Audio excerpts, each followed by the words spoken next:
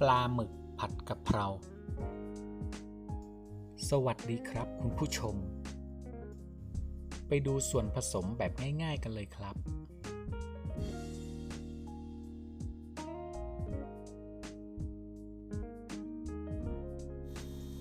เริ่มต้น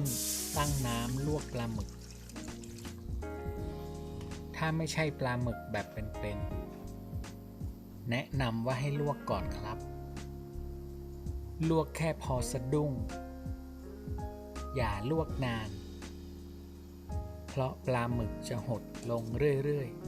ๆถ้าใครไม่สะดวกหรือไม่อยากลวกก็ข้ามขั้นตอนนี้ได้เลยครับใส่เกลือนิดหน่อยรอน้ำเดือดก็ใส่ปลาหมึกลงไปลวก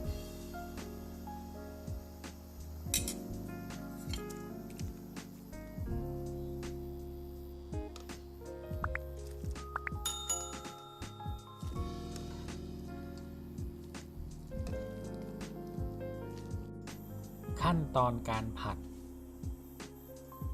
ตั้งกระทะไฟกลางใส่น้ำมันนิดหน่อยใส่พริกกระเทียมลงผัดให้หอม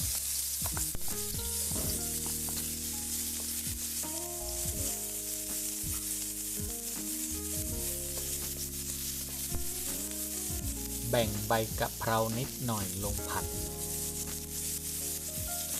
ถ้าได้ดอกกะเพราก็จะดีใส่ปลาหมึก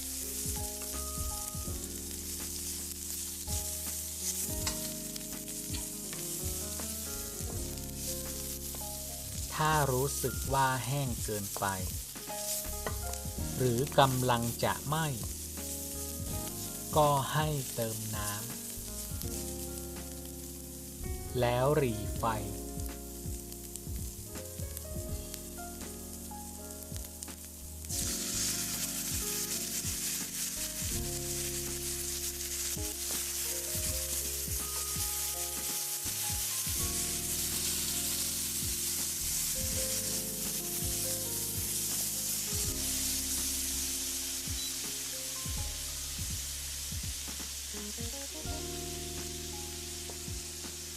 ใส่ใบกะเพราที่เหลือปรุงรสตามใจชอบหรือใส่ง่ายๆตามนี้ซีอิ๊วขาวซอสปรุงรสซอสหอยนางรมผงปรุงรสผงชูรสซีอิ๊วดำคลุกเคล้าให้เข้ากันก็เสร็จแล้วครับ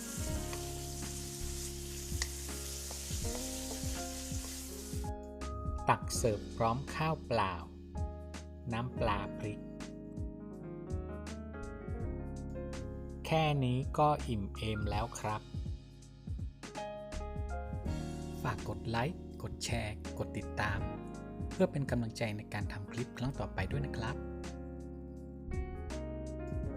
ขอบคุณครับ